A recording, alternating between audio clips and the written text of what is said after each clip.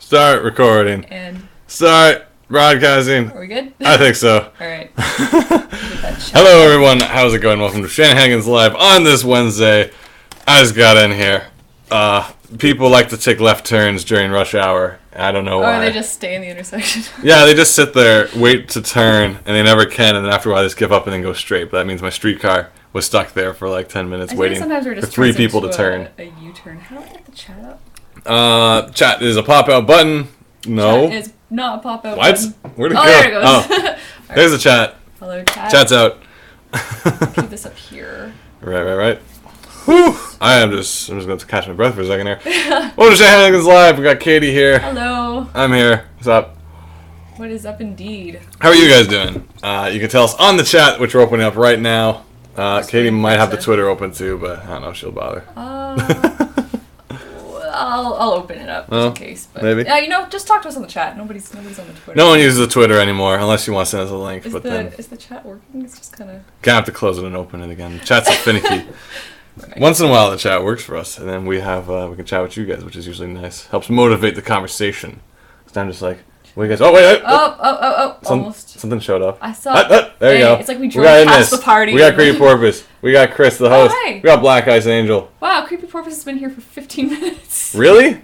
The show didn't even start. Like it wouldn't even have started 15 minutes ago. Well, it's like 7:40. Oh yeah, but like that's to be expected. Alright. Woo! Katie's in work mode again, so that's why we're on this side of the desk. Yeah, we are traveling to Chicago tomorrow. Oh my gosh, C2E2 in Chicago starts tomorrow. I don't remember what that stands for, but Comics and cookies. Yeah. Entertainment, exasperation. Oh yes. Something like that. C2E2. It's gonna be fun. Yeah. So hence I'm over here because I'm trying to finish a quick deadline before I go. But we have like a 5 a.m. wake up tomorrow. So. Do we?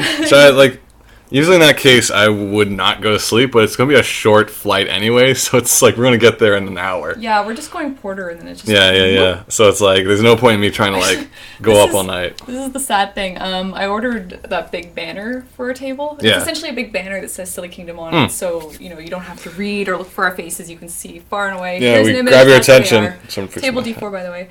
I think the people I ordered it from, just shipped it a day late because I'm watching it on UPS and it doesn't get to the house until tomorrow evening, and we leave tomorrow morning. Yeah. But I'm watching it go through UPS and it goes through Chicago. Yesterday it was just in Chicago, and I'm like, stay there! Oh my gosh! Just break down. Could you not call them and redirect them? There was a thing that was like, click here to change your order. Oh, you should have done that. But there was something that let me click on anything, and then I kind of gave up. I was like, well, that sucks.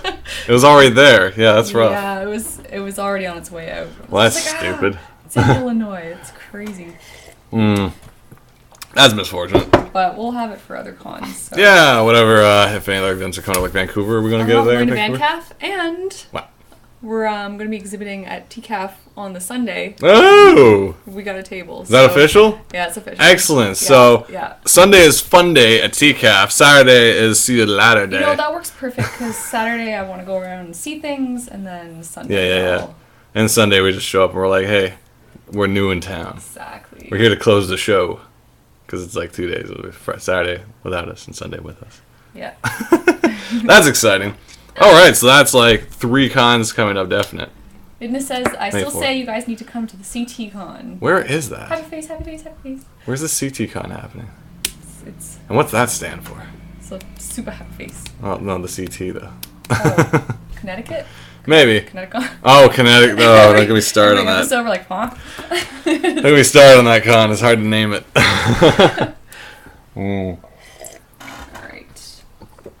Oh, well, today was a big, busy day. Yeah, you were out filming. I got up, I guess at a reasonable hour for me, which was like 11. But spent the whole day since that, up until just an hour ago, running around the city with a camera. And David Hall helping me film some stuff all over the city. Not telling you what it's for just yet, because once I get back, I'll hopefully start working on it. But it's going to be a big project that I've been plotting for a little bit. And it will definitely be something you can watch. It's going to be entertainment of some sort. Ooh. But I'll keep you guys posted on that. It's, there you go. It's not dramatic. I'll give you that. It's not a dramatic piece. This hat is just falling off me. It's also really warm in here. So yeah, I know. I'm just going to be sweating all over this show. Yeah. But that was a busy day because like we went basically we did a parameter around like the whole downtown core and like went to all these places and filmed things and stuff. Yeah, I was exhausted now because of it. And also, I was up late last night uploading the teaser for the new season of Talking to the Camera. Oh, I saw that on Facebook, but I haven't clicked it yet. Oh yeah, you should. It crashed my browser. Okay. But that's just my computer. Yeah. The thing was, the teaser shouldn't have taken that long to do. It didn't really, but like I didn't start it until yesterday because I recorded it a long time ago, but I was waiting to get more footage from other episodes and stuff to put into it, but I just didn't have those yet. So I'm like, I just gotta do this right now because. So the teaser's out. Check out on my YouTube channel, Shaggy Shan. Does it have any of that thing we shot in it? No. Because I told you I didn't have time to edit anything yet. Okay. So there's the teaser. And what the teaser I didn't actually write in the teaser, but I wrote in the description under Thursdays. So every Thursday on the internet, you'll get a new episode of Talking to the Camera starting tomorrow. Even though we're not here in town, there will be a new episode, brand new episode up, some new ideas. We'll see how it goes. Excellent. It's as I've discussed before, like artists gotta draw and video people gotta make videos. So Talking to the Camera has always been kind of like my little mess around with ideas and nothing too serious, but definitely a bit of a different vibe this time around though. Things are going to be definitely a little more segment episode based, like each episode is a different topic versus having like 5 topics per episode. So this way it'll actually streamline the process, which is like so easy when you think about it. Find a way to do that with comics. Yeah, but the thing is, like, I always like doing kind of like variety show, like compilation things, because then I can have things that happen at the beginning that tie into the end, and it's like a boom. But in this case, this is going to be more like single topic stuff, but it's still going to be tons of fun. It's going to be a little more focused, I guess you could say. This hat, the weight of this hat is just frustrating. I'm just going to throw this over my shoulder. There you go. Me? Jerry brought some lattes, apparently. What's going on over in the chat while we're here? You guys gonna con found a fan cap during Memorial Day weekend. The host is being super dramatic. What's he doing? Oh my god, the wheel has changed. Oh yeah, we're set up because of work. Work. Wait, what? We're set up this way just because of work. Oh, we addressed that. Well, this isn't the first time we've done this. Yeah. If you've watched all previous episodes, you know that sometimes we have to change things up a little. You know what I'm saying? So we're not jumping the camera. We're using Katie Cam this whole time. So isn't that that's a treat? Katie Cam, but you can't see any of the drawings. Yeah, no. This is top secret work stuff. Yeah, this is actual work where it's. You can't see till it's randomly on TV someday. What's been going on this? In this talks, Shag, what audio program do you use to do your shows? Let me think. If I want to do more particular audio editing, I tend to use Sony Vegas or Vegas Studio or whatever it's called. It's just I know it's not like Cubase and what's the other big one? That's actually not the biggest one. Oh gosh, it's the audio software that everyone uses. It is called No. Audio Premiere? The sound thing. I don't know what it's called. It'll come to me like tonight, and I'll just wake up screaming. But Sony Vegas, though up front, it's not specifically an audio software. It's like more meant for like making movies. It's like kind of a few steps up above like iMovie and stuff. It's actually quite superior by now.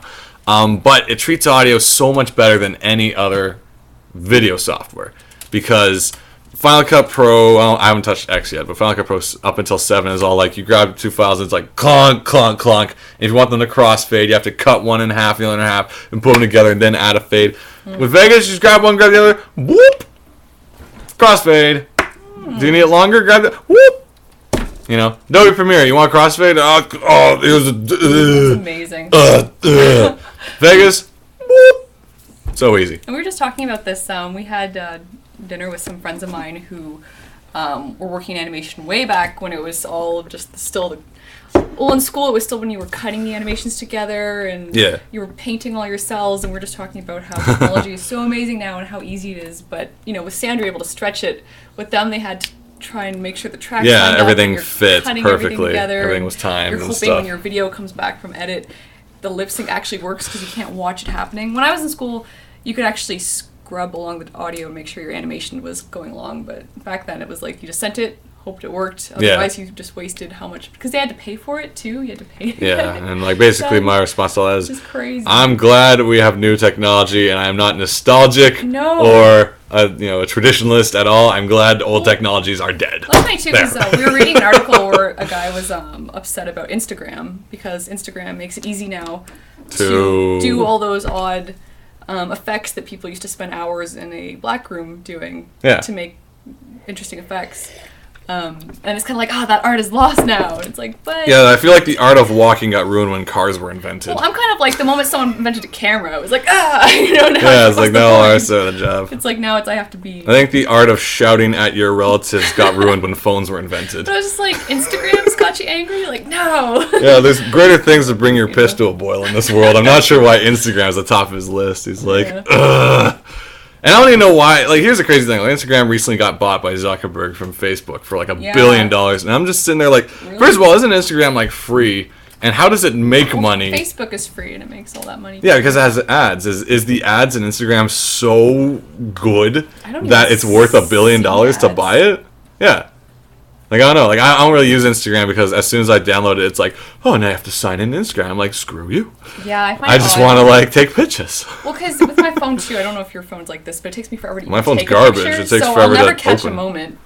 And then I do the filter on it, and I'm like, I don't know if I want to share this. And I'll take some random picture, and then people want to follow me and comment on it, and then my phone's buzzing. And I'm just, wait, does that mean so Instagram is like an account? Like, it's your new picture thing? Thing? Follow you on it, And then I posted something I didn't even mean to post. Gene Drost says, Shaggy, did you mean Audacity? No, Audacity is a free audio recording software. That if you want some audio recording software on your computer, go get Audacity. Great times, but that's not the one. I think it's Is it Pro Tools? No, it's not Pro Tools, is it? It's one of those ones that like every audio engineer is like, oh yeah, I use that. And he's like, oh, you have to plug in a USB key in the back to prove it's a legit copy because it's that good of a software. And I'm like, oh, is it now? I don't know. I do use to just go back. I do use Audition from time to time, but it's still not as good in certain respects. Like, it's powerful, but like as far as quick editing, it's like, oh, did you want to use the left channel? Well, you have to just grab this and re-export it so there's a left and a right channel separate mono files. I'm like, Vegas, all your audio's in and you want left channel, right click, left channel, done. Right click, right channel, done. Right click, combine, done. Invert. But every other software, like Premiere's like, oh, you laid out all your files and they're left channels only, and you want to change them all. Well, you better delete them all, then go into your browser and change them to left only, and then put them back in. I'm like, dudes, how come Vegas has had this right forever, and you guys still suck? Maybe they have a patent on like good. Sony bought the license to good software. It's like, we can't make anything. Now we have to have the kerfuffleware for our next product launch. You have to get up and run around your computer 5 times before it'll load. But it's that kind of deal. Oh man, that's the thing. So basically, whatever software works for you, go track it down, and it's good times. And is asking questions I will not answer. Can I ask? Technically, it's a studio. Technically, it's a studio thing. Like I'm working with another guy when I do audio. Somebody spent money on it. Yeah. And that just makes you like, oh. Oh well, it's just we're buddies. We work together so much. That's like, why must we all spend money? Yeah, why must we all spend money? Don't worry, I've done the legit thing in the past, like where I've bought the entire Final Cut suite for like $1 bajillion, and then everyone's like, "Dude, just download it." I'm like, crap." I mean, like our dad used to buy us every version of Photoshop when we were kids, just like Yeah, it's like I'm pretty sure we don't need the next one. Scrolling a mouse around. Like I don't even know how to draw. Yeah. And photos, like give me kid pics. A photo barely fits on a floppy these days. Oh gosh. I was happy with kid pics, so we gotta bring that back. Yeah. Photoshop's overrated. They should have it on the iPhone. We need like more, oh no! Oops! going on in our drawing. Yeah. That'd be an irritating studio environment. It's like, the deadline's Friday, we gotta get this done! Oops! Every program can benefit from having a little dynamite show up to just blow everything. Feels so good. Either that or Mario Paint. That's always good too. Yeah, you turn everything into pigs.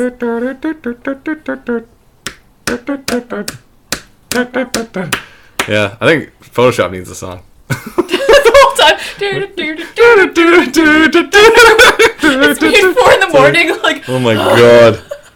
I always thought the Mario Paint song I always found was a good motivational thing. Like, it was kind of like, yeah, it's art time.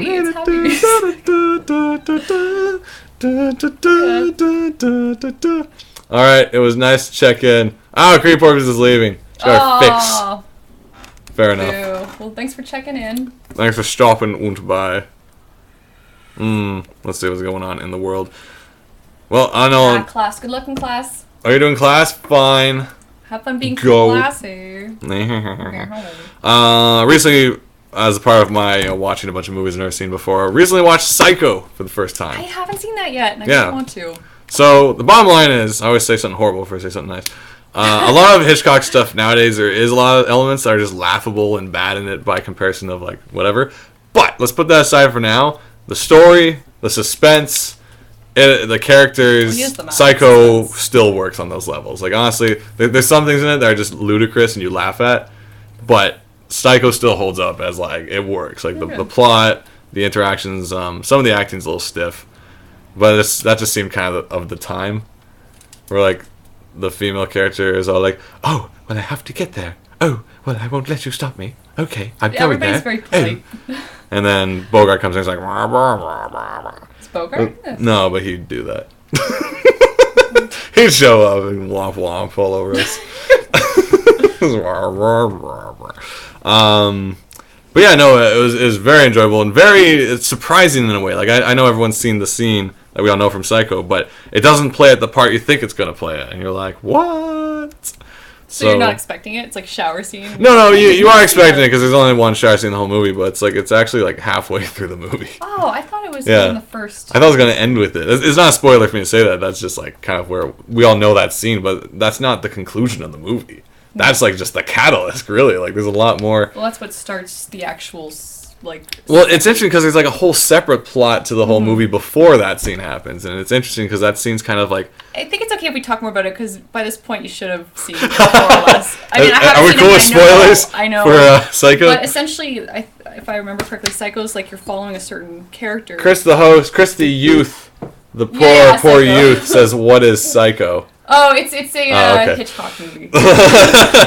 Alfred Hitchcock's this guy who goes, "Oh, hello, I saw a terrible dream last night. Let me show you," and then it starts. Yeah. That wasn't Psycho. That was one of his episodes. Oh yeah. And then, but basically, it's just a movie about Psycho, I guess. Mm-hmm. Yeah, like it could have been called anything, honestly. Like it didn't need to be called Psycho. It could have been called Shower Scene, or like. I don't know if that would have given it the same. Like, it could have been called Re on the poster. But it wasn't. And the interesting thing is, when I watch Hitchcock movies, I pay attention because, like, back in the early days, a lot of the studios were recycling all the same actors, and I swear half of the cast of all his movies are in like Disney films. So, like, when I watch The Birds, I'm like, this is the whole cast of 101 Dalmatians. It's funny that you're like recycling, whereas these were the actors that were working at the time. Oh, forgive me, one of those. You're not using him. It's like the lady at the office was the maid of the house in 101 Dalmatians. And the main guy was the main Dalmatian. Which one am I talking about? Am I talking about North by Northwest or Birds? Birds. Yeah. So, like half the people are, like, you've heard them all. And I swear the main actress or someone else or the sister in Psycho is, like, one of the female leads in, like, an early Disney film. I was thinking Sleeping Beauty. Mm-hmm. But that's something I have to look into. But it wouldn't be too... No, I think Melissa Finn may have also been in it. Oh, I would love to as, like, someone. I'm like... I think she was, like, the voice of the mother in the movie. And I'm like, I think that's Melissa Finn. Maybe this was kind of like how now it's... You bring people to see the animated movies with the star power in it. It's like, this is the that's what they side character from Birds playing the maid. They're like, the dog is played by the guy who was with the bird lady in Birds. They were just working on their... And they're like, all right, keep that. Campaign. He was the Jack Black of his time. He showed up in all the cartoons. It was classy. There wasn't much acting involved. It was just kind of him.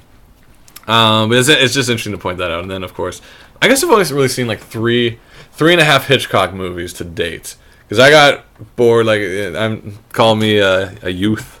But I just got bored stupid with Vertigo, because here's my summary of Vertigo. Oh, it's like one of my teachers. So guy's walking around upstairs, and he looks over and goes, oh. And he continues walking upstairs. It's like, there's some really cool shots. This is the worst. There's some really cool suspenseful shots in it. There is. Like, they got the friggin' nice, the camera move with the zoom at the same time, which plenty of movies have used since, like Lord of the Rings and stuff. For Get Off the Road, it's when you pull the camera physically backwards but zoom it inwards.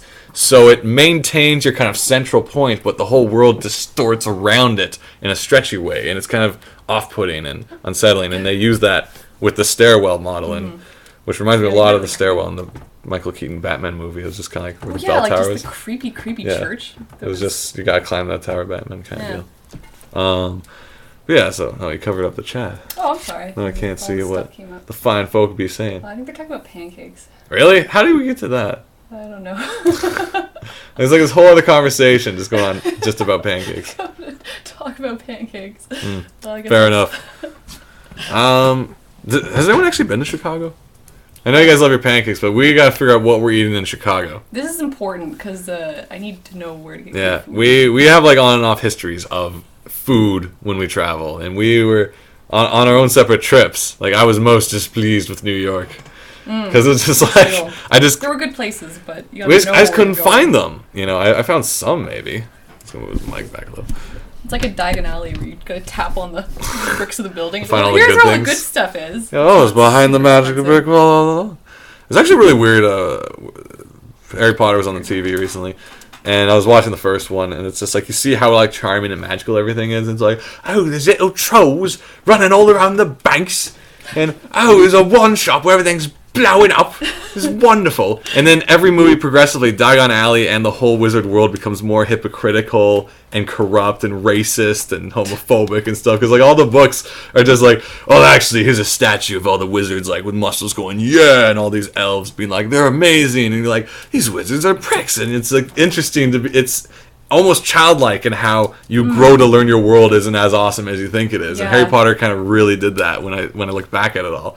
It's like, oh, Bertie Bott's is wonderful. Then you're like, Bertie Bott's is run by a corrupt organization that uses gnome bones. It's like for their candy, for their gelatin. Oh my gosh. And the gnomes are alive when they get them. It's like, wow, this Diagon Alley is a wretched place with a glisten. It's kind of like when Hagrid comes in and goes, "You're a wizard, Harry." It's like you don't know the context of what the next 6 books are going to be. Everything he has to go through. It's just like, oh, wow. It's like, oh, boy. Magic.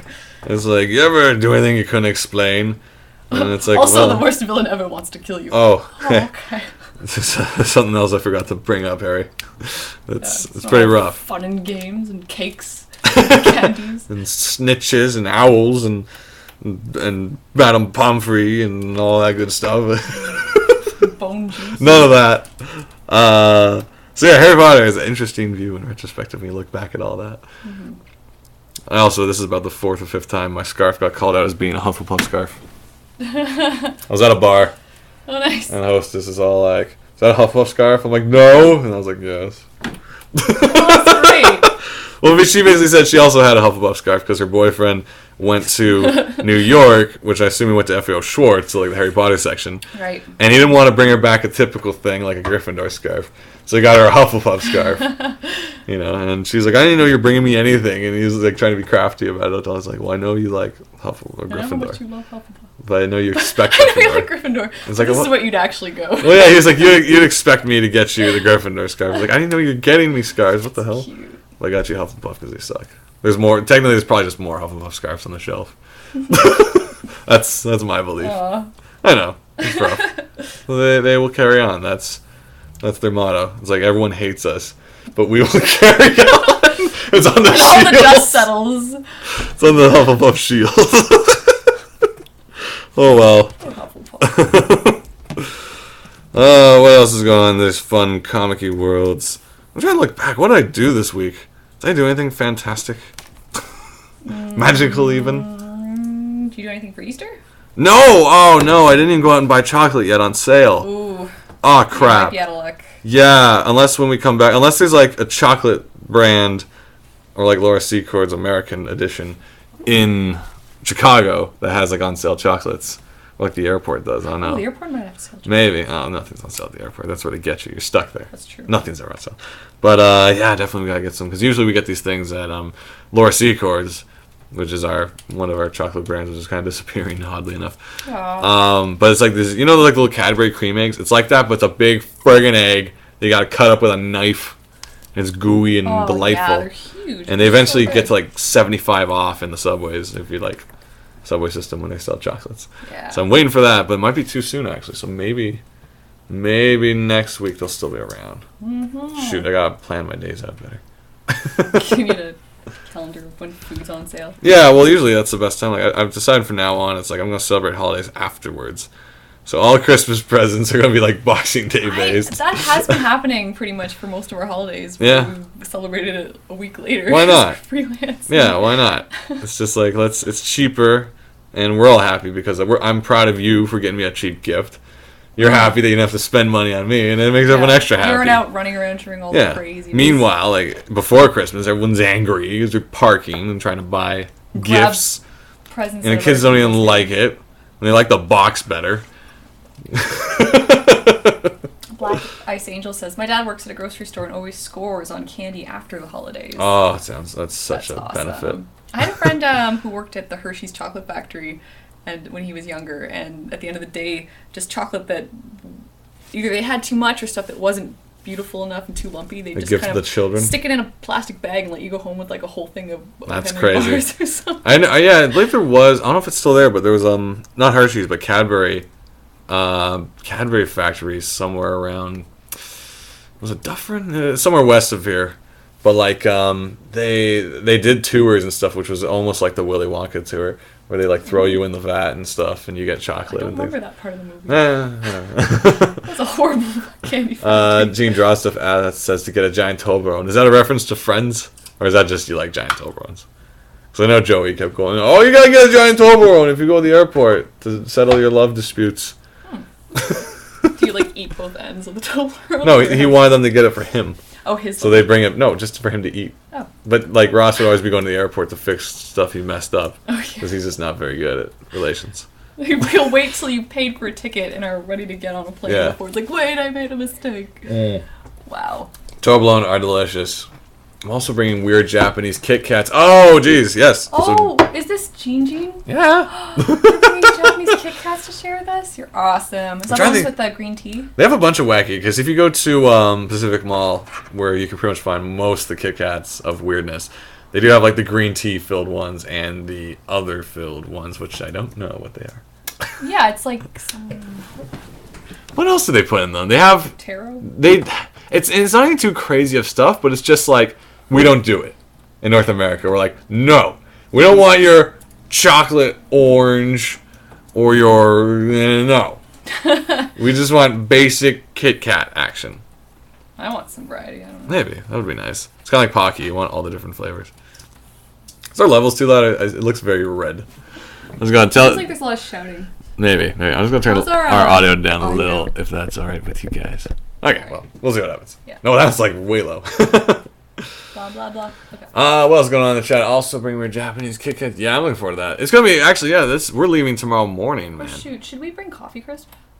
Are we allowed to? Yes. We're not allowed to bring Kinder Surprise. No, that's illegal. You can't have toys in your food. You can't have surprises in the States, I hear. They're a very surprise-sensitive country. What is the surprise? Surprise parties are, like, held in secret. It's like that movie Equilibrium. Okay. It's like in a basement in a warehouse. Everyone's like, Woo! And then the SWAT team kicks in the door, which was also a surprise. So they have to announce themselves before, because that'd be a double jeopardy or some sort of like illegal action. So the SWAT's like, hey, we're on our way in. Is that cool? Did our shouting surprise you? Okay, good. You're under arrest. I want to write that movie now. It's like Surprise Party Librium.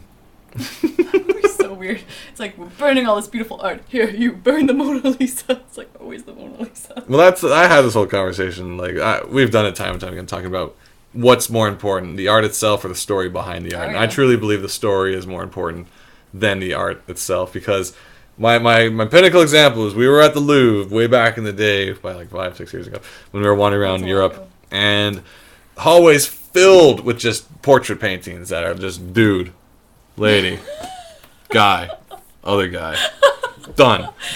See, we clearly had a very different experience looking at paintings in the Louvre. No one was looking at these ones. They're all like walking around and on their cell phones and stuff. That's because they're walking by going, dude. Yeah. Dude. Then, contrast to this, in the next room, packed, because Mona Lisa was on the wall. And everyone's taking pictures and everyone's, because they're supposed to. Because they know it. It's because their friends know it and they want to show that they were there. But all these other paintings, man. It's world travel bingo, you know. Yeah, it's basically that. It's. And there were things that were the size of the whole room of giant paintings of the Roman Senate. No one cares. People. It's like, meh. But then you see Mona Lisa and it's like, oh, this was the thing I saw in my clip art library that told me what the definition of art was. And someone's like, oh, it's important. It's all great. But every other great painting is like, meh, whatever. And it's like, nah. It probably took a while to draw. They just copied the Mona Lisa's pose. Yeah. And then everyone's like, oh, it's because... You're saying in terms of, for like just the regular person, this painting is a form of pop culture, whereas something like this is, okay, where's the famous one? I gotta get it's completely understandable, though, because it's kind of like, you know, even landmarks are kind of like that, because it's like, you go to the Eiffel Tower, and it's like, oh my God, I have to take pictures, let's go up it. Yeah. You could do the exact same thing at the local, like, Subway sandwich shop, and be like, oh my God, I was in France, and I had a sandwich, it was great. Beautiful architecture. And here's photos and photos. But it's like you're attracted to what you know, and you want. It's like the whole thing with autographs. It's like you want proof that you met this person subconsciously. You don't necessarily are like, I want proof that I met him, so no one doubts me. But it's like the signing is kind of like, can you sign this? It's like that's kind of proving that you were there and went the extra step, and it's like it makes it more valuable in an interesting way. And that's kind of the same thing with art. It's like the more well known the painting is, the more you're attracted to it. To be like, I was there at this well-known painting. I took a photo with Cliff Bleszinski or whatever. Like I could hang out with any other like game maker in like at a con and take pictures, but it's like I had to find Cliff Bleszinski and take his picture. Is that Ono from Street Fighter? I gotta take his picture. Yeah, you know? It's that kind of thing. Yeah. Well, I mean, your videos from the cons are amazing for that because it's like, you know, it's video of you meeting the guy and video of all that stuff, such as a picture. I know, just fanboying. Hey, I mean, that's cool. I love that story, though. It's just like, I'm there. We were there at our first year at Comic-Con. This to give you the backstory, Cliff Bleszinski is the head guy at, like, behind Gears of War, the franchise we all know and love, with chest-high walls and chainsaw guns. And I was at the con, Comic-Con, the con of all, Comic-Con. San Diego Comic-Con. I'm walking around, and I'm filming and stuff, and, like, getting cosplayers and pictures and stuff. And I run into this attractive young lady, and she was holding this, like, pink... gear cog gun, like chainsaw gun. I don't know why I don't know the name of it right now. I should know it. I'm like, that's pretty awesome. Gotta take a picture. She's like, yeah, sure. I'm like, that's cool. Where'd you get that? And she's like, oh, my boyfriend got it for me. I'm like, oh, that's pretty cool. Who's your boyfriend? Oh, he's right over there. And she's pointing at Cliff Bleszinski. I'm like, I have no idea who this is. I'm holding the gun, like, take a picture of me. Yeah. Like, I gotta talk to this and it's guy. Like, Katie's carrying the friggin' gun from Gears of War, and it's pink and it's cute. And I'm like, what, dude? Do you just your boyfriend? And it was just like, because like, dude, like I owe so much to that guy. Because like I've had hours of fun with co-op. Like he basically gave life back to co-op gaming because for the longest time shooters were all single player affairs or like big multiplayer battle modes, and like co-op was either just a secondary thought where it was just like, there's a second character who isn't Master Chief and no one talks about, but he was there all along, or more insulting. There's this game Resistance Army. It's kind of like this alternative World War II game where aliens showed up and it's like, they're worse than the Germans. And it's like the whole thing is like John Army Man was trekking across the country and fighting for the good fight. Meanwhile, his co-op buddy, who was my friend David, like he was there the whole time, but history doesn't talk about him. It's just like no one talks about what's his face. He was there for the good fight, but not good enough. So co-op was never respecting of, the idea that there is actually two people until Gears made it like story driven that your second character is there. He's there regardless if you have a second player or not, because he will always be with you. And the whole revival system of if your friend's down, you can heal them, and it made gaming fun for me again, because I kind of got tired of single player. I just stopped playing, and then if I could share a campaign or a story with someone else, I'm all for it. It's fun. You just all run around and be fools. in this same mind blown. Yeah, it was. What's going on back here? You make me cry. I've never been to the Louvre, says Gene Draws Stuff. You should go on a tour with this guy. Don't surprise me, I'm American. Oh, I gotta write that down. Can I write on some paper? Yeah. You can Which one's good? Okay, I just want to write, surprise, in the future, surprises are illegal. Speaking of talking in that irritating voice, I finally started watching some of the original Twilight Zone. Oh, yeah. I was hoping that the DVD collection we got was, like, sensible and was, like, in order. Nah. They just picked 3 random episodes. Well, the shows were random, though. They didn't go in order. No, but, like, no, I know there's no sequential order, but, like, they picked episode, literally, on the back of the box, it's like, alright, episode 1 is the Christmas special that was shot on studio TV cameras and looks awful. Right. Episode 87. Episode 2 is this horrible piece of crap. And episode 3 is actually interesting.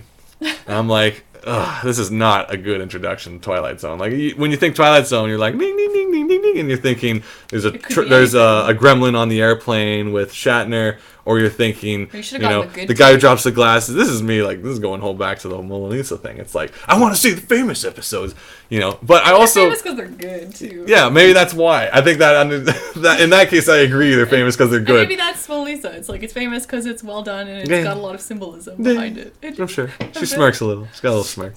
She's being a little schmarmy.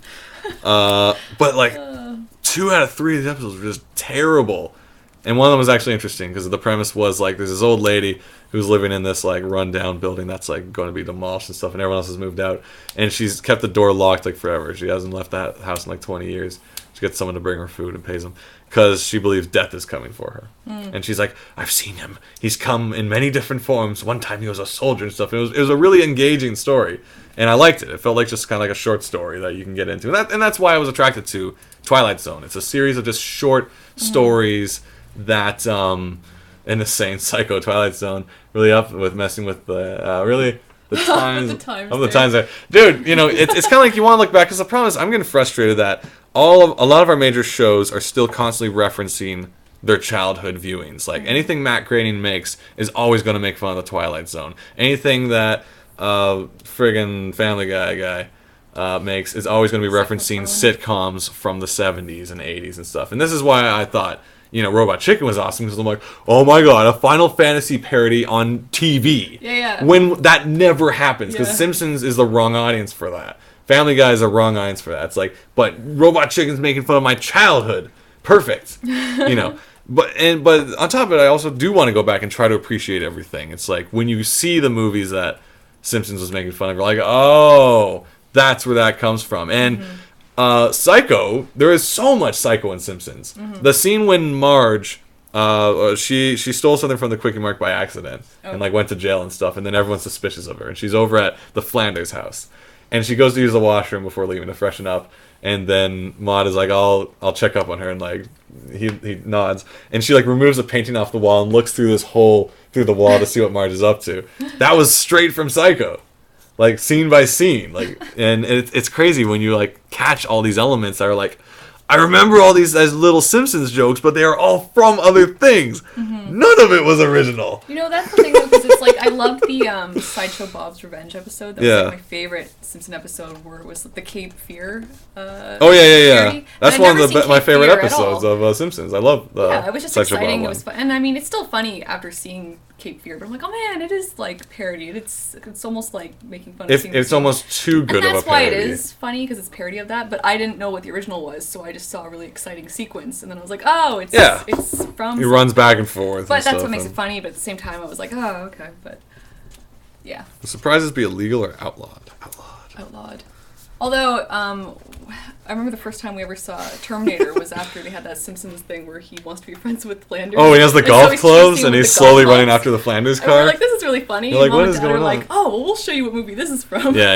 And it's interesting. So this is kind of like my time to kind of look back and see where all these jokes are coming from. And also, like, I just want to see... I want to be on the up and up, and people are like, oh, well, when I grew up, I was watching Twilight Zone. I'm like, I have no idea what you're talking about. Yeah. Now I know some episodes were god-awful, which is good to know. And some were actually quite engaging. So if you get Volume 1, don't bother with the first 2 episodes. Go to Episode 3, which is called, like, Mr. Death, or She's an Old Lady. Or I don't know what it's called. It's something like that. But yeah, like I'm enjoying kind of these like going back to seeing old shows. I realize I'm actually watching a lot more TV this year than I've have in the past 7-8 years. Mm-hmm. I've been kind of sworn off TV for so long, not for like elitist reasons, but just like I wasn't interested in like living my life by the TV schedule. I didn't want to set up VCRs either, so I just stopped caring. Well, I find TV was never really a part of our lives growing up either, though. It was like we used to watch Star Trek every dinner, but we were only allowed like an hour of TV. Oh, maybe. Like I used to watch Tiny Toons religiously. I'd run upstairs and grab my toys and dolls and run. But it's downstairs. like I'm used to like just small. I'm not used to like ever just kind of staying on searching around for stuff. It's like there was one show we could watch. Anytime we had to give up something, like for Lent, someone was talking about stuff they're giving up for Lent. Like it was always TV. We go to the cottage, no TV. It's just like. Oh, I'm so glad I don't. It's like I just kind of stopped craving it. Yeah, like I guess we almost got weaned out of TV because, No, it'd be like read a book, go outside. Well, I neither read the book. Here's this anime that we can all watch or together. You can stop watching TV because we got Escaflowne box set. We're gonna marathon all of it, kids.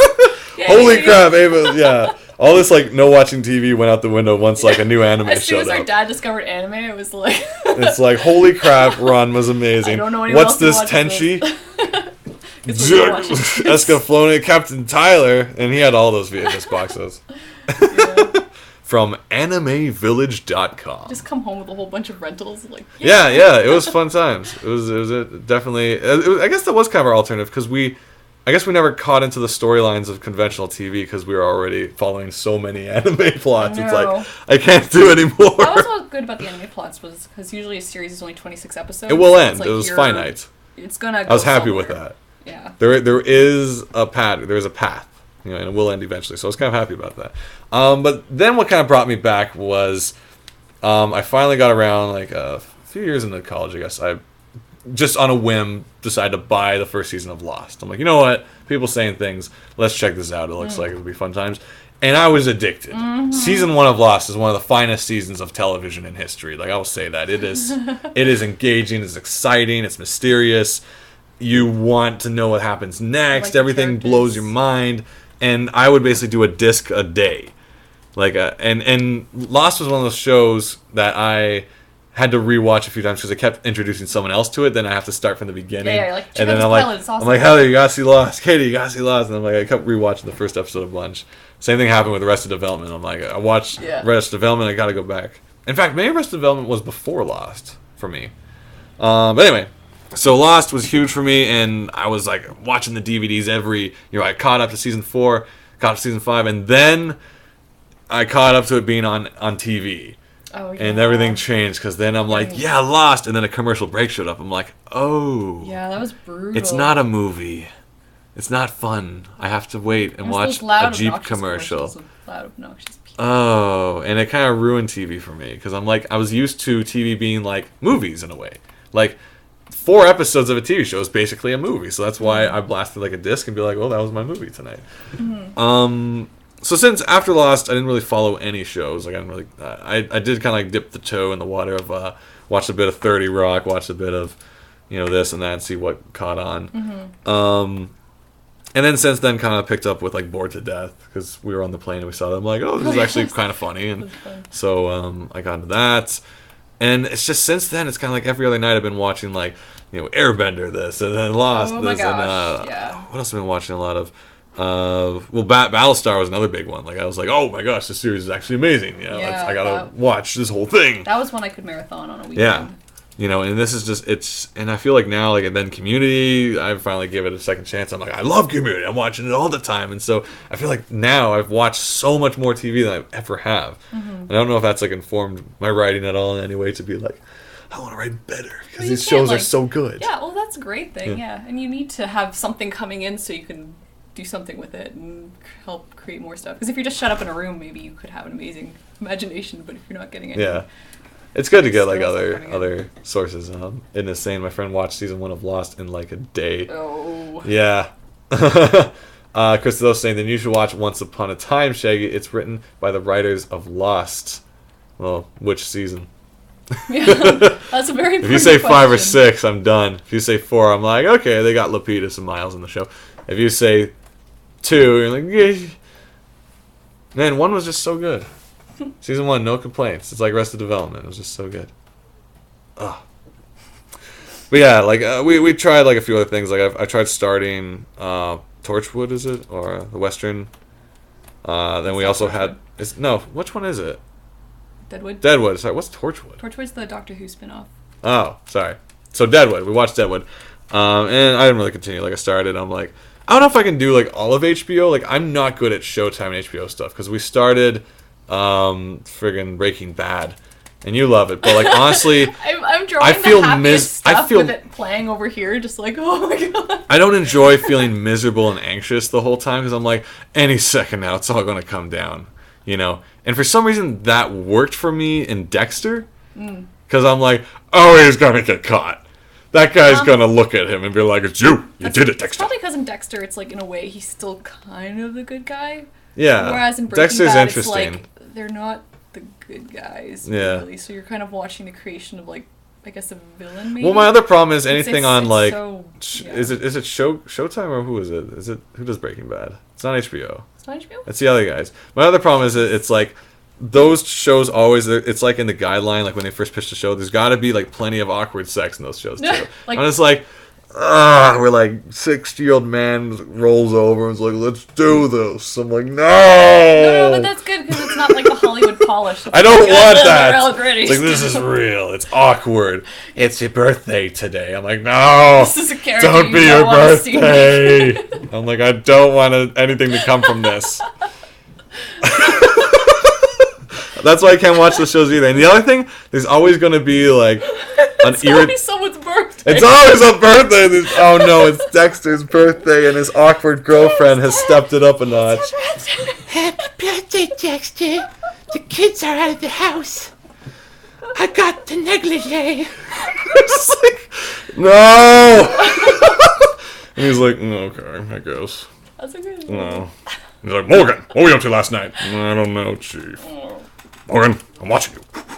Like, that was exciting, because the Chief was like, he went out, he was off the case, because he went too far. He's like, now, Morgan, I'm watching you all the time. And he's always just, like, following him and making smirky faces. And it was just so charming. I love that dynamic of the Chief. I find that always interesting, though, when you have one character that just hates your protagonist so much. And you're always really interested in this character. I'm like, what is up with that guy? He hates Morgan so much. Maybe that's why villains are interesting, too. Because it's like, why does this guy hate the good guy so much? Well, that was one of the interesting things I found with the Clerks animated series. That the villain was Leonardo, voiced by Alec Baldwin. And for some reason, he was so concerned with what these clerks were up to. He's always like, well played, clerks. Like, for some reason, their little store is such an interest to him. And supposedly, clerks might be coming back, which I'm kind of excited about. So they might need a bit of help with their, like there's funny moments in the show. There's some jokes that were just kind of like, It was kind of finding its legs. But they didn't really get a chance to find their legs, which I find is unfortunate. But I do love a lot. Like, I just love the characters of Dante and Randall. Donald and Ronald. These like dull names. Like, what was the joke? Randall and oh god, I can't remember it. Yeah. Ronald. Damn it. Sorry, I ruined that joke. But yeah, that's TV. You know, some shows will get me back in maybe. Cora's been pretty awesome so far. Yeah, I need to find a third episode. Well, they keep showing up clips on Coronation. The latest one is like the Nerve guys. Did you watch that clip? No, I don't want to watch it. Oh my god. Talk about it, but I don't want it was so cool. Like, Cora is like, honestly, like as far as North American like produced animation goes, Cora is like, I'm getting chills. I just said it. And I felt it. It is phenomenal. Like, a lot of people ragged on the original Airbender for being like, it's trying to be anime. It's a mermaid. Well, it's I'm like, if you guys, yeah, and like, granted, like they may have in the first season might have pushed some of the like exaggerated stuff in that kind of fanboy way where it's like, oh well, they gotta fall down when someone says something stupid and they gotta have a sweat mark. But later on, when they got more into story, Airbender was on its game. It was top notch, and Korra, I feel like, doesn't have that stumble of finding its ground. It knows its ground. Korra feels like it's starting where third season left off, kind of thing. Where was at its top quality. And so Korra is on its game out of the gates. You know, it's got J.K. Simmons. You know, it's like, it is. I'm excited, and I'm looking forward to more. And I don't know where I'm supposed to get more. Such a gorgeous show. Yeah. And just the character, like I'm looking forward to just meeting more characters and seeing how this world operates. Yeah. What more of the giant rules? City. You Yeah. don't know what could happen in it. Yeah, I'm excited. It's like a video game when you just walk into the new city and you're like, yeah, Yeah. anything could happen. I love it. The characters are all interesting. Yeah. I love when you meet like descendants of other characters. It's like, yeah. It's a little fanboy, but it's also kind of cool how they tie together. Yeah. Like, of course, you might have seen the anime gif of her walking out like. Yeah. She does this like smug face. So She's like, good. I love her it's. attitude. I'm excited for it. They're going to be adding a girl who's good at diving. Says Chris, the host. Driving. I read diving because I was thinking water. Drive bending. Drive. Well, I figure isn't that the case where like these guys are metal benders? I'm like, is that not technically earth refined bending Yes, or? but Toph made that up, I think. Yeah. So I guess they all learned from Toph. I suppose Toph is pretty boss. She's badass. So yeah, if you haven't watched all the original Avatar, like give it a chance. Like honestly, get all like wait for Boxing Day maybe, and just get all 3 box sets. Fitzweeble jumping in saying, I know that when I heard J.K. Simmons was in it, it made it even more excited for it. He's interesting because he's a different J.K. Like I haven't seen him in too much things. Like I've seen him in like Spider-Man and commercials where he's like a president or Juno. Or Juno where he's kind of laid back. Like he was president in the Red Alert commercials, which is pretty funny. But he's the same kind of over the top as he was in Portals, where he's kind of this just statement based weirdo. But here he's actually like this very held back character, which is interesting. Like he's trying to be all monk like and peaceful, and I'm like it's really interesting to see him play that role because he's not like he's not the J.K. Simmons we all know. Mm-hmm. I like it because I didn't even know it's him at first. I had to like listen. No idea until you told me, and I was like, who? And you're like, Parker. Yeah, Parker. And I'm like, that's cool. So I'm excited about that. That's the perfect Parker. I mean, not Parker.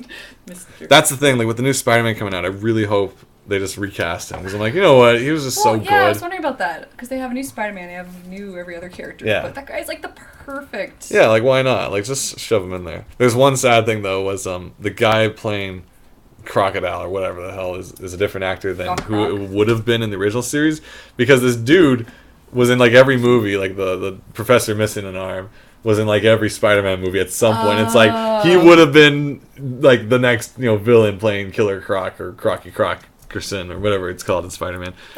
But then they changed the whole movie up and it's now a whole new cast. So it's like me. Yeah, when you don't keep the same cast because it's like even like the original Tim Burton Batman. So I was like, Lando's gonna be Harvey Dent. Oh boy. Yeah, and then it's Lando. Like. But like I guess that was all. The only thing holding that franchise together was Alfred. Like he was the only consistency, pretty much the whole thing. Like if they didn't have him, they could have just rebooted it. Maybe he's the key. Maybe like the old Batman dies and he just brings in a new Batman. Maybe. From his it's kind of disturbing. Alfred machine. He keeps throwing bats in children's windows. He's like, now they will fight evil.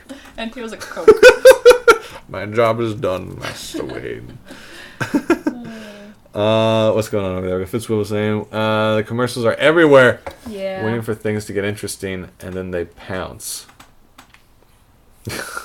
Waiting for things to get interesting. Commercials do that in general. Well, they had Robin Robin consistently. Yeah, Robin was kind of in the last 2, sort of. I guess. Yeah. He was the guy who was the oldest boy, Robin, the oldest boy wonder ever, who needed to be adopted. Because he lost his family. He's got like a house and a car and like a girlfriend and a motorcycle. He's like, okay, well I got a term paper. I'm going back to my dorm. He's like, no, I'm taking you under my wing, you poor child, you poor sweet boy. I'll pay for your ridiculous university debts. I'll take you in, but don't look in the basement. It's like, so you're pissed off at this 30-year-old man boy. Yeah. Whose curiosity. Coming home at 10 o'clock curfew. His curiosity got the best of him. Yeah, it was kind of hard to believe. I'm like, all right, I'm good. As a kid, I didn't think neither here nor there, but when I look back, I'm like, oh my god, I was stupid to fall for this. Stuff. I mean, were we talking about the Superman movies last year with going around the Earth and making it go back in time? I figured that made sense. As a kid, but now I'm like, did adults watching that movie go, okay? Or wait a minute. Oh yeah, Soups can do that. Or is it Soup just Baby like can spend time. Oh, this is something I'd heard recently. Secrets. The original check that Schuster and God, I forget the two guys who created Superman. Mm-hmm. They sold it to DC for like $130. At the time, that was decent bank. Yeah, which was I guess decent bank. But that check is now for auction for like $500,000. Does he get any of it? Well, I think they're dead. Oh. But it's just one of those things where it's like you were saying, it's the story that makes it big. Yeah, That's so unfair. Well, yeah, if you consider it, it's the concept behind the auctions of it's like, here's a vase.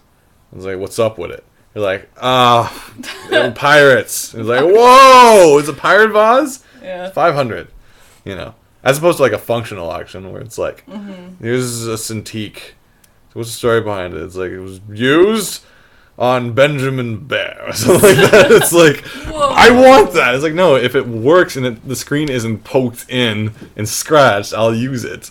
Yeah. People can do some damage to these things. Yeah, man, Cintiq's gotta get the rough. I worked on one at a studio where someone put like a tent in the center of it. I'm like, how hard are you drawing? How angry are you? How many circles are you screwing in the middle of your frame?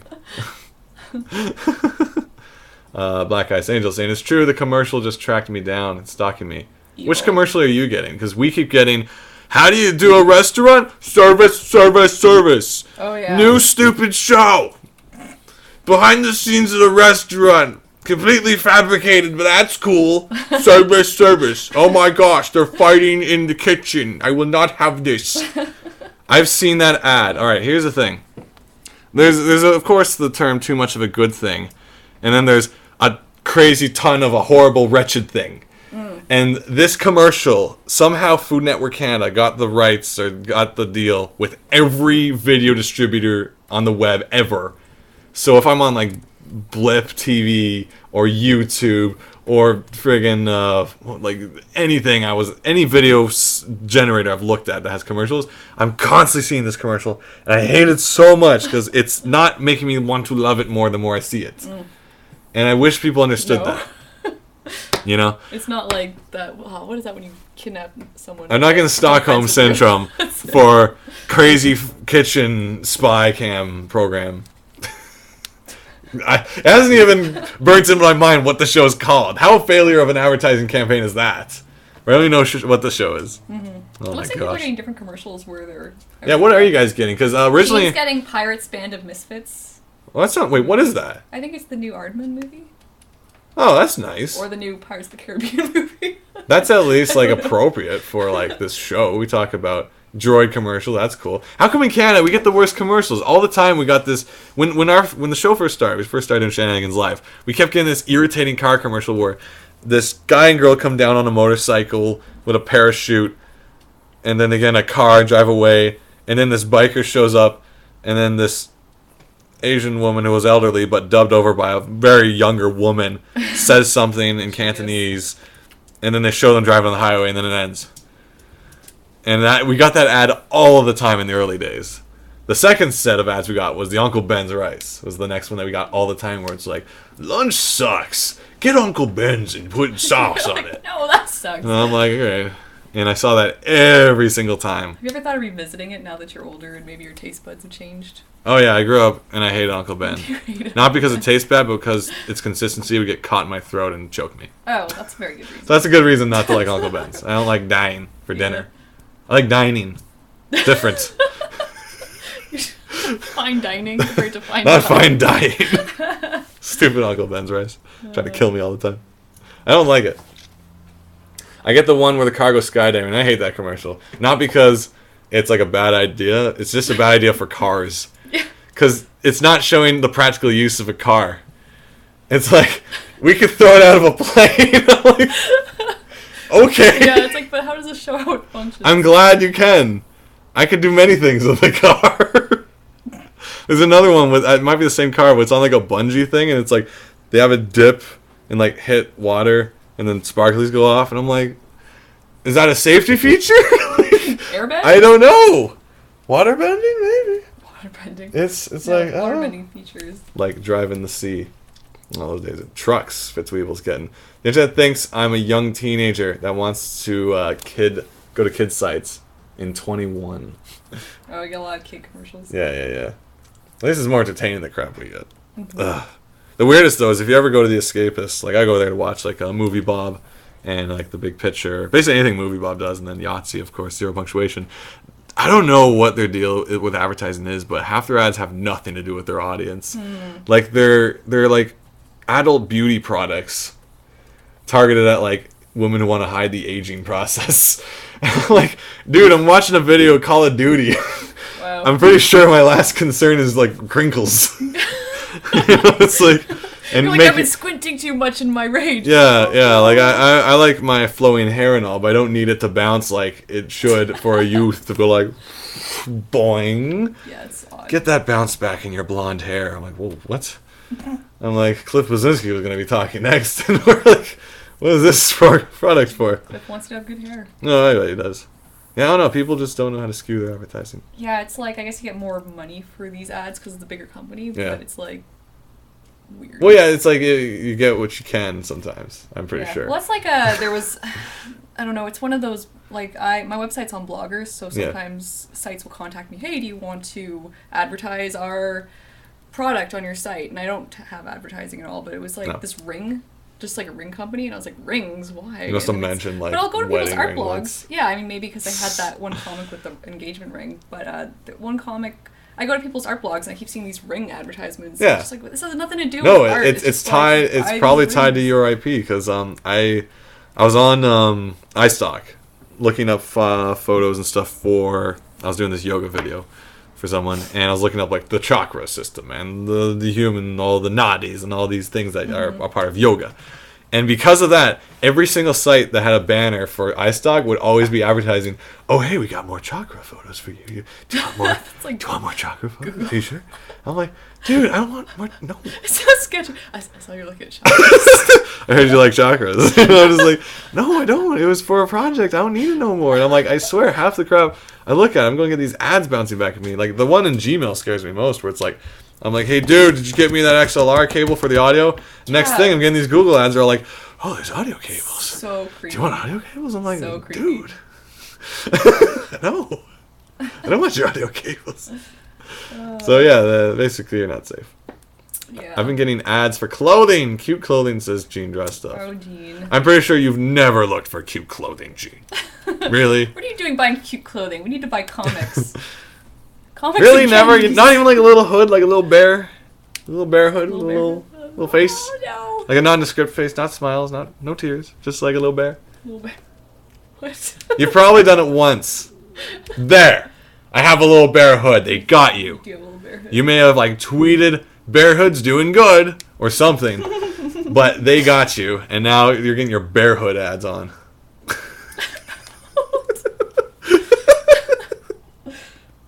That's how they get you on the internet these days. You gotta watch out. Absolutely. I think things are about wrapping up. Yeah. I think we had some laughs and some tears, and I had no schedule this episode because this week I think I got sunburned today because I was filming all. You can't tell because this lighting's horrible, but I got like my face felt warm even though it was night. And I'm like, damn, I was outside. You got a little bit of a burn. Maybe. Does anyone know what Chicago's weather's like? Jerry does. Should I bring a sweater? Jerry, what's the weather like this weekend? Rain every day. Misery? Rain every day. All right, I'm bringing my. What kind of umbrella should we bring? I'll bring my Blade Runner umbrella so I can light the way. Sweet. I'll bring one of my many broken umbrellas because I can't buy one that doesn't fly inside out as soon as I go You should down get the King one that Street. has that extra compartment. That's like there's a hole in the top and a second layer, so air goes. Oh, I should get that. Yeah, that sounds about fun. Pack everything. I still haven't packed it. I always pack the night Everything. of. Plus, you need to get rested for your plane ride. Yeah. Yeah. It's only going to be an hour, so we're going to have to like mess around all day in Chicago. Oh, Yeah, crap. we're I getting didn't into go to the Chicago. bookstore. For what? I want to get one of those like Chicago's best, like top 25 books. You know what? They might have it at the Oh, airport. I was out of chapters too. They Oh. have bookstores in America. I was by like 5 bookstores today and I didn't go in. Oh, What is wrong with me? I gotta go buy books in America. I exchanged my money? Gotta go give them my money. Did you exchange your money? Yeah, I got a couple bucks. A couple American bucks. Did you Got get a health couple. insurance? Yes, I did. Okay. I'm expendable. Go throwing yourself. No, and it says they don't have bookstores anymore. No, we don't. No, we don't know bookstore. No, we don't know bookstore. What? I just translated it, I guess, subconsciously. Black Ice Angel says they have bookstores in America, but it's in quotes, so I'm not sure if this is a quote or if it's a real thing. He's making jokes, some humorous anecdotes. Yeah. No, I remember though, like when I was in New York, sadly, I was in one of those Barnes and Nobles. Is that? Yeah. Barnes and Nobles got hit bad. The one that was going down. I think it was the last weekend it was there, and it had like a liquidation 75 or like a 50 to 75% off manga section. I called you up like, oh, it's all cheap manga, and I'm reading you the titles, and you're like, nope. You're like, Dragon Voice, Flame of Rekka, the firefighter comic no one likes. I don't know what any of these are all those like $2 table books. Dragon Voice. Yeah. Where the guy's a pop idol who talks. Who has this he has the worst singing voice ever, but for some reason he's perfect because when they harmonize with him, he like fills in the subwoofer bass. I don't know how that like helps fill up this beautiful pop band, and then this scrappy kid comes out. It's one of those scratchy like dialogue. Yeah, you'll find that one everywhere. We didn't end up getting anything. No, I'm sorry. Yeah. But hopefully we'll be buying comics this weekend over at C2E2 in Chicago. This Friday, Saturday, Sunday over at the whatever building. We're going to be at the whatever building. At table D4. In the north building of the whatever building. In the Artist Alley section. Check that out. With our good pal Gene. Gene's going to be there. Yeah. We're going to be there. We got some books, I hope. Yeah. They shipped. I shipped, the books arrived, so Silly Kingdom's going to be there. All right. We're sneaking over some Anthology Project books. Oh, so as long as security's not watching this video right now, they're in my bag. What? We're going to have copies of Cautionary Fables and Fairy Tales. Oh, what? Which has Tatterhood in it. If you haven't read it yet, you better get up on this latest comic that we've... Oh, man, like... You're all like, why are you guys not making comics? I'm like, well, we did. We are making comics. Boom. They're just not online. Son, they're just not free. They just cost but there is a sample. You can check out a sample of all of our stuff. Head over to, well, right now, go to Katie Shire if you go to my blog right now, I have a 4-page sample of Tatterhood. If you just click the comics thing, it'll be down there, but it's pretty recent, so you should find it. Yeah. But we're still working on the website. And by working on, we both gave up. We both gave up. Hopefully by TCAF we'll have... It was like you were working on it, and Jerry was working on it. Well, alright, I spent a good hard day teaching myself both WordPress and Comic Press and building you like a rough site. Then Jerry spent a day changing everything I did. And then I looked at him like... Jerry ruined it all. You tried I'm just like, I'm done. I've gone as far as I can. I can only have so many abilities. I'm trying to learn to cook. I can't program too. You can do lots of things. I made a quiche recently. How'd that go? You'll find out when you read my food film review with Psycho and quiche. Amazing. That will come up eventually. I still have to post the Spinal Tap and Guacamole review. Hey. Both are very middle of the road. I'm sorry. It's an odd movie. You gotta be in a certain mood. Unfortunately, it's a movie that its fame has out-qualitied it, I think. Because everyone's like, oh, and then he says crank it to 11, and then when you see it, you're like, oh yeah, he did. Nothing against it. It's just like, unfortunately, I've heard way too many of people. I think it's also parodying something that you don't know, that you're not too I'm not interested in, per se. Like I enjoy, culture. I've always enjoyed mockumentary, so that I go for, knowing it's all like a farce, but like, if it's parodying hair metal and stuff, which I wasn't really into, I'm like, Like, I don't date myself far that back. As far back as I go, Twilight Zone. We were alive in the 80s. I'm pretty sure hair metal was before the Twilight Zone. Hair metal, like, influenced the Twilight Zone. It predated it. Yeah. For all other things, you're going to want get your hands on this. You know, if you're going to Chicago, this is going to be there. But if you're like, I'm not in Chicago, this is Crazy Pants. You can order this online and it will come to you, like, in the mail. Yeah. People, like, don't get mail anymore because they don't order books like these.